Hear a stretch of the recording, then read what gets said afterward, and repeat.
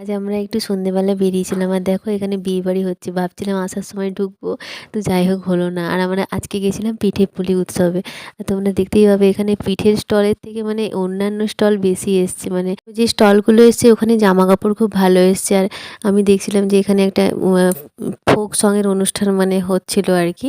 আজকে থেকেই শুরু হচ্ছে এই মেলাটা। আর দেখো এই সুন্দর সুন্দর হারগুলো এসছে, অনেকজন নিচ্ছিল। মানে কিন্তু প্রাইসটা এত হাই, তো হাত দেওয়া যাবে না। তো আমরা একটু ঘুরে ফিরে তারপরে আসার সময় একটু অনুষ্ঠান দেখছিলাম আর কি। মানে খুব বেশি ভিড় হয়নি, আসার সময় আমরা একটু বেরিয়েছিলাম, চা খেলাম, ব্যাস।